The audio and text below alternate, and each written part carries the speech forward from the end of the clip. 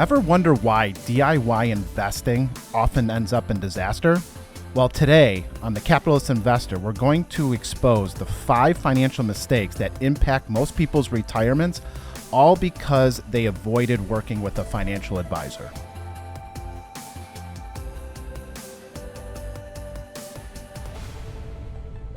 All right, Tony, how we doing today? Welcome back. Yeah, man. Again, on assignment.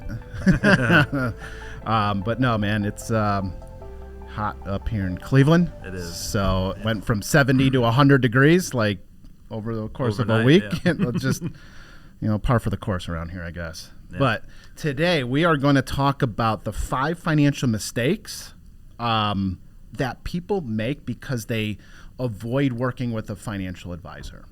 So with that being said, mistake number 1, they wait too long to start saving, right? They don't save enough and they don't start early enough. Yep. And that's a problem because you only have a finite amount of time to save money while you're working. Because when you're done working, you're done earning and you're done saving. Yep. And then you have to start spending because you don't have a job anymore. So that is the big thing. And then also the power of, exponential growth in your portfolio, compounding, right? So I did a little thing here. So let's assume that everybody is going to retire around age 65. So the goal is retire at age 65, and everyone saves $500 a month and averages 7% rates of return. Something modest. If you invested in the S&P 500 over the last, 20, 30 years, you've definitely made more than that. Right. But so I'm just trying to, have a modest rate of return. Obviously, these numbers would be a lot better if I did 9, 10, or 12%. But let's use 7. If you started at age 30 and you had 35 years to save, you'd have $900,000. Now, if you procrastinated and you waited 5 more years, you started saving at 35, that 900 turns into 600, right? You missed out on $300,000. And what is that? 6,000 times 5, right? Is, what is that? 6,000 per year times 5 is $30,000. Yep. $30,000 of saving cost you $300,000, all because of those last 5 years going into retirement that you saved that $30,000 is exponential growth. And then if you wait till age 40, you got $400,000. What a big difference, man. Yeah. So 500 is just a number. I don't care if it's $100. I don't care if it's $1,000. I don't care if you max out your 401k, but you only have a finite amount of time to save while you're working. So do it. I don't care if it's $10 or $1,000 a month. Right? Yep. Yeah, for sure. I think, we talk to a lot of children of clients, and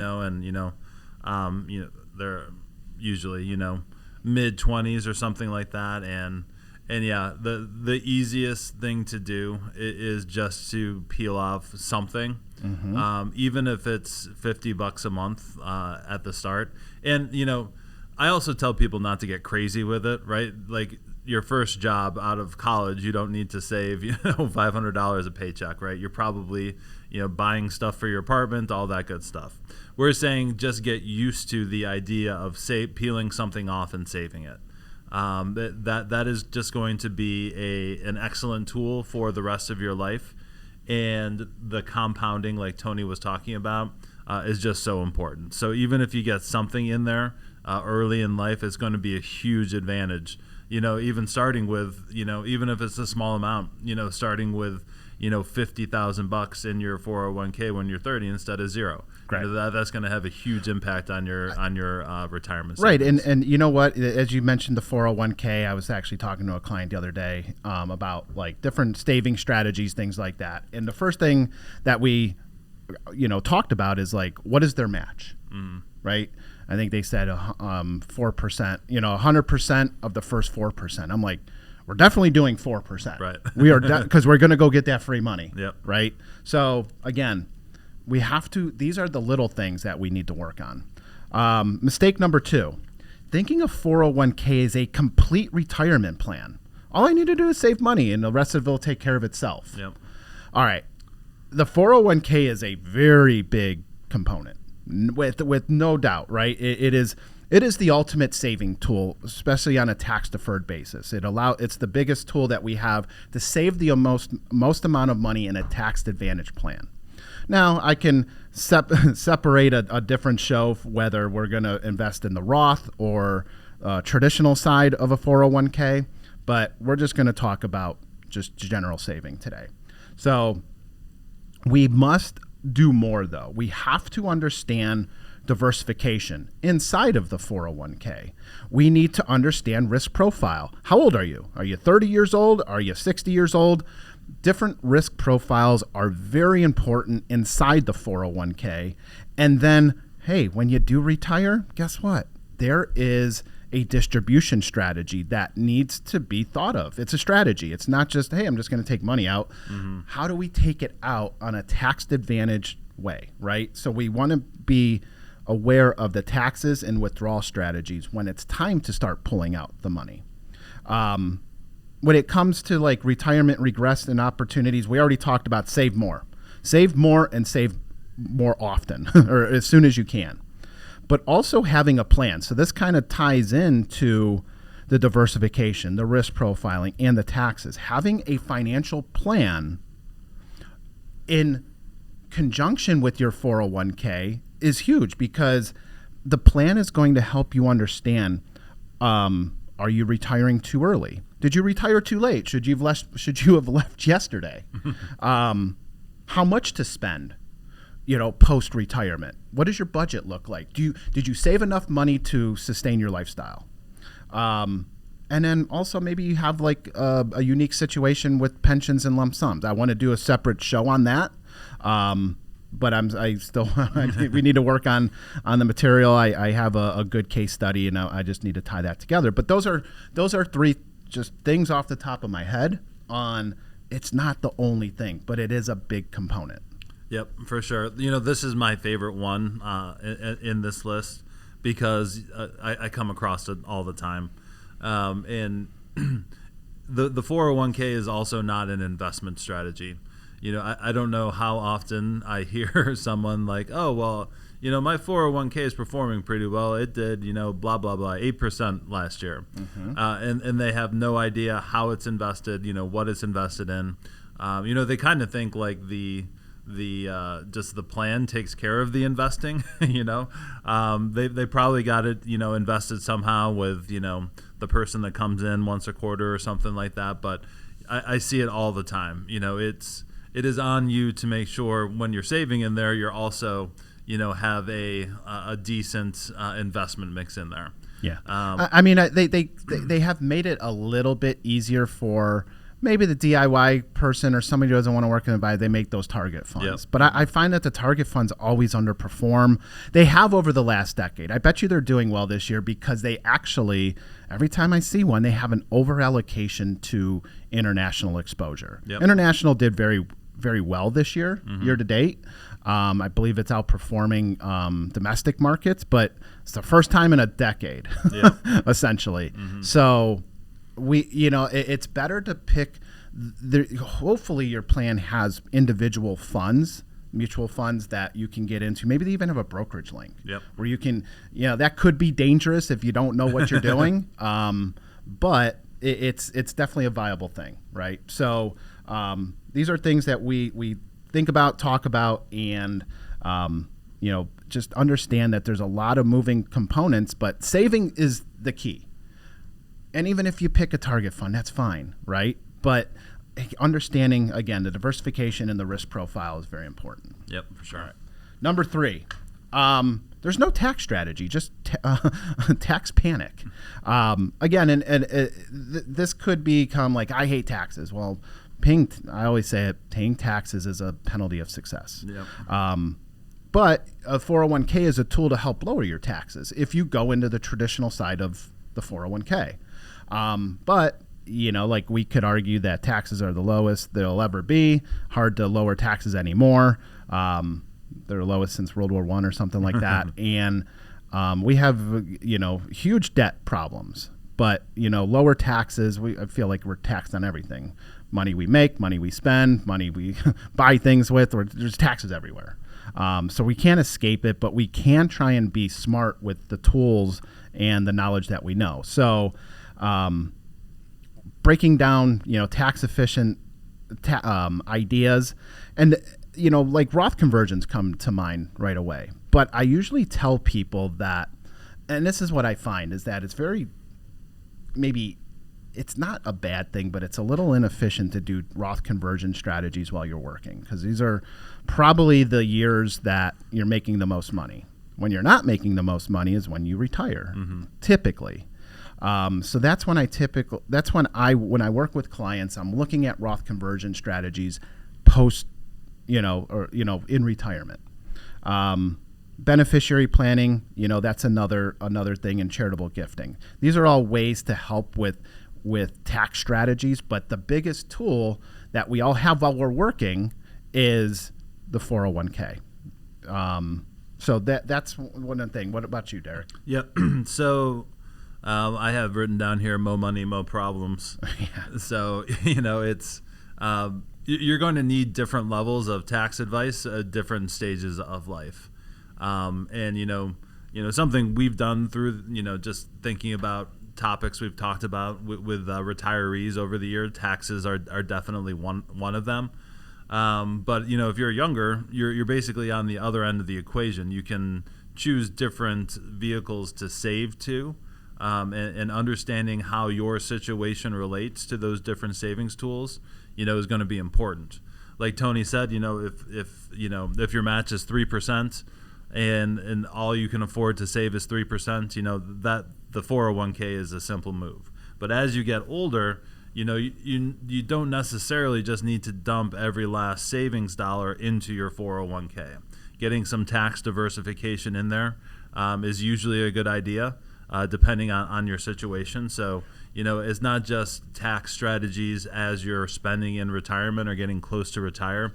There's different tax saving strategies from 23 on up. So it really does depend on your situation. Yeah. But having a kind of a game plan going into it, especially tax wise, can drastically help you out when you finally do get to retirement. Yep.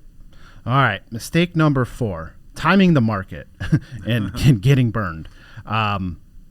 We've say it time and time again. Timing the stock market, time in the stock market is greater than timing the stock market, because you might get it right once or twice, but it only takes one mess up to miss out on generational wealth, right? Just that 5 years of not investing money, look how much money you are behind. What if you just said, like, oh my God, I heard this hot stock tip and I'm gonna dump it all in? Like, that's a timing thing, but that's also, high risk, different things like that. But when we teach our educational classes, we talk about this. If you've missed like the 5 biggest returns in the stock market over the last 25 years, just 5 days in the last 25 years, your annualized rate of return goes from 9% to 7%. That's a big difference. Yep. And the funny part of that is the biggest days in the market typically come within a couple days of the worst day in the market. Yep. And that's when the worst day happens, people panic, they go to cash, and they miss that immediate pop back. That's what history has told us and shown us. So focusing on emotional investing, behavioral finance, whatever you want to do, buy high, sell low. The biggest thing is that working with an advisor helps take some of this emotion off the table. Or, hey, if you want to, quote unquote, play in the stock market, let's find an adequate amount for you to have a play account, a sandbox account, whatever you want to call it. Something where if you lose it, I've done the calculations, if you take it from 50 grand to zero, 100 grand to zero, like, it's not going to affect your retirement plan. So, yeah, we like Tony said, we do say it over and over again, but I think obviously experience teaches you a lot, but the longer that you're in this line of work, the more that you see, the more that you understand how very true this is. There's nothing wrong with peeling off a responsible amount of money to make some stock picks, to make some more risky plays. But if you're trying to time the market, especially when things are volatile, I think it even becomes 10 times more hard to predict the swings when things get volatile. So that can derail your plan so fast. So please get a strategy, stick to it, and don't try to time the market, because even if you win a couple times, that can almost be a bad thing because then you get a little bit more aggressive and you make a timing mistake, and that or you get tied to something. Exactly. So like, oh my God, this stock went up 100% last year. Cool, sell it or sell half of it. Like divest, right? Like you have to be smart. It's not always going to go up.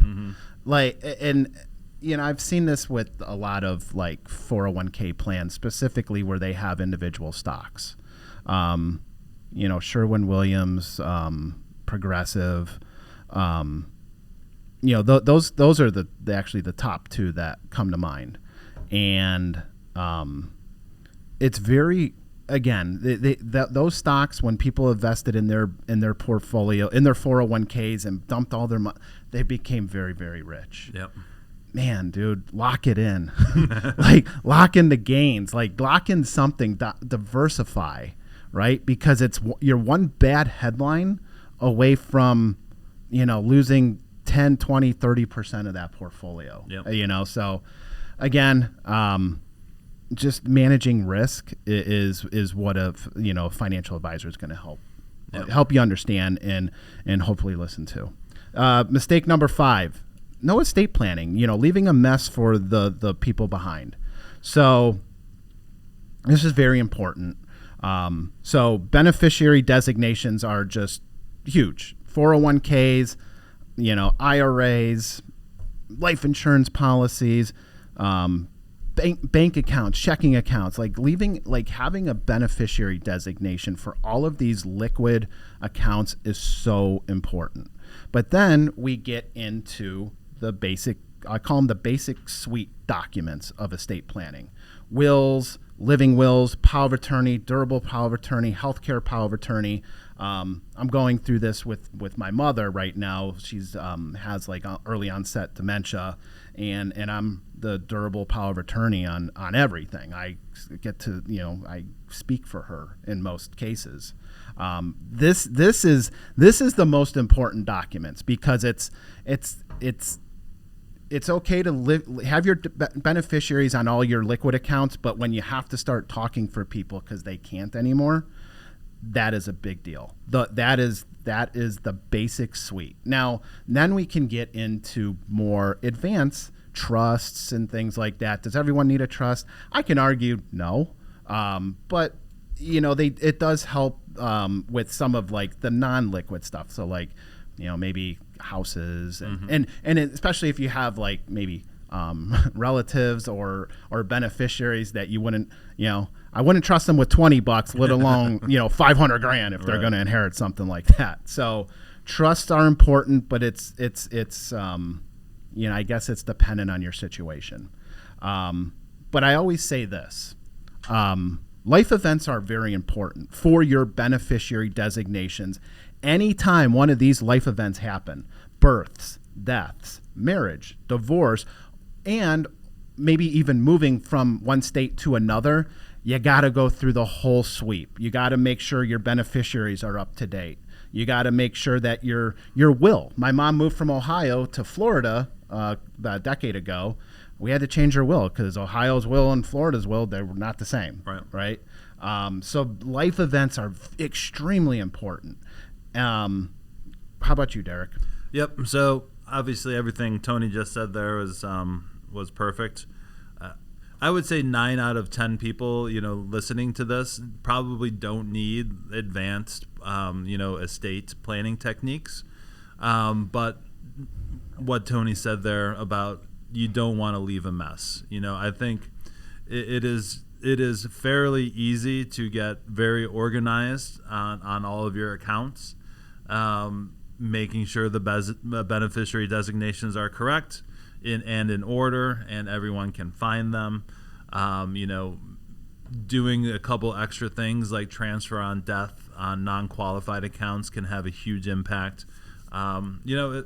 It's annoying tracking all this stuff down after something bad happens. So just having good records and having your attentions down in the beneficiary designations will make things so much easier and make sure most of those dollars get to where you want them to go. Yeah. And then like kind of a case example. Here's one thing not to do. Specifically on retirement accounts like IRAs, Roth IRAs, name a human being. Yeah. Okay. If you got a nice fancy trust, great. Don't name it at least as your primary. Name a human being, hopefully like a spouse or a relative or something. Your primary should be a human being, even if it's like you're not married or things like that, and you don't have a spouse. Name, and you got kids or nephews or whatever, right? Name them, because this is what I have seen in the past, is where the trust was labeled the primary beneficiary. Mm-hmm. The custodian then looked at the trust and said, man, I don't understand this trust. It's too ambiguous. Liquidate the account right now. So there was no spousal continuation. Like it took $20,000 more in legal fees to save the liquidation of that IRA, so that the custodian's IRA and the client's the client's attorney and the custodian's attorney had to talk to each other, and the cash registers are ringing up. Exactly. And so name human beings. The contingent, okay, maybe I can say the trust, but the primary has to be at least a human being, and I would even go as far as the contingents being the same. Yeah. Because again, attorneys don't. I've never seen an attorney be like, "Wow, what a great trust." They always find problems with the other attorney's trust every single time. They never pat somebody on the butt and say, "Man, that's a heck of a trust you wrote, man. Holy cow. Yep. Can I steal that?" No, they don't do that at all. So, and most of the time they've been written, were written 30 years before. That's another thing. That's without getting too far into a case example for me. Just keep it as simple as you can. Making things extra complicated because you think you're doing, the right thing. They're especially if you're older. The people who are inheriting it are going to get the money. You don't need to make it super complicated and get banks involved and things like that. Simpler is better, but just being organized, I think, is most of the battle there. Yeah. So to kind of recap this, mistake number 1, waiting too late to start saving. Number 2, thinking your 401k is the only thing you need to do. Mm-hmm. Number 3, tax strategies, right? There's some strategies before retirement and definitely after. Timing the market, don't get cute. And then estate planning, making sure that your T's are crossed, your I's are dotted when it comes to what happens if you're not here tomorrow. So how do we tie this together? How does a financial advisor prevent all this? Well, it all starts with a financial plan, right? Because that'll give you the the investment strategies. Too much risk, not enough risk, saving enough, spending enough, like whatever that might be, right? Tax strategies, again, before and after retirement. Retirement strategies, so like timing retirement properly. Do you have a pension? Should you take a pension or a lump sum? Saving, into the right vehicles and the right amount, and then your spending habits. Like we need to dial all of these things in so that we make sure that you don't bounce your last check on your last day, because what if you live a couple extra days? Yep. And then legacy planning, right? Making sure that we're setting this stuff up so people don't have to worry financially about if you're not here tomorrow. And then one thing before we close, Vanguard did a study, several years ago on how to quantify a financial advisor's, worth. Like what do they do for you? And they came back, and this is before Vanguard had financial advisors and their financial advising teams and things like that helping clients. They came up with an amount of around 3%, because it starts with, using low-cost products like ETFs versus mutual funds, buying individual stocks. There's different costs for each one of these expense ratios. We're looking at tax-advantaged vehicle, like accounts, Roth IRAs, traditional IRAs, are saving money in cash. How do we optimize where we put our investments inside of each one of these buckets? Because they all are a little bit complex, and they have tax advantages or tax non-advantages, right? We can have a whole discussion on that. Yep. But what else do we have? We have taking chips off the table if you hit a home run. Rebalancing. So most people just forget to rebalance. Maybe they have it on autopilot, but when you put your money in an IRA, there is really no autopilot anymore. They might have it set up in your 401k. Spending strategies, making sure that we are spending the right amount of money, and also taking money from different pockets. Roth IRAs are tax-free. Traditional IRAs are tax-deferred. And then the non-qualified account, well, you only pay taxes on gains. So, can I sell something at a gain and something at a loss to have a zero-sum game? So understanding how we're going to create the paycheck on a tax-efficient way is very important. And then ultimately, building a financial plan is worth at least 1%. Because, again, if you mess up and you retire at the wrong time, you too early, it won't catch up for you for a few years, but it will catch up to you. So just, I call it a crystal ball, man. It helps you look into the future. So what are your thoughts, Derek? Yep, a couple honorable mentions, before we get out of here. Some things I've seen. Debt is not always a bad thing. I see a lot of people who want to aggressively pay down debt. Might not be the best in your financial plan, especially if we're pulling huge chunks out of our IRA, 401k accounts, and then paying for tuition for college at the cost of not saving for retirement. Yeah, I have seen that. I mean, I know everyone loves their kids, but you got to make sure you can make it to the finish line, right? Because you can always finance. You can always finance school, right? Same thing with the house. Hey, I know a lot of people. Some people are fortunate enough to have their house paid off before retirement. Some aren't. It's okay. It'll eventually be paid off, but it's cashing out money for, like you said, from your 401k to pay off a house just to get it done. Right. Let me run the numbers on that before you do it, because it might not be a bad idea, but let's give it some quantitative numbers behind it and make sure it works. Yep, for sure. So, all right, Derek. All right, well, good stuff. That was an excellent list. I don't usually like to do list topics like that, but that was a good one. So if you guys got questions, comments, concerns, hit us up at info@swpconnect.com, and we'll talk to you next week. The opinions expressed in the podcast are for general informational purposes only and are not intended to provide specific advice or recommendations for any investment, legal, financial, or tax strategy. It is only intended to provide education about the financial industry. Please consult a qualified professional about your individual needs.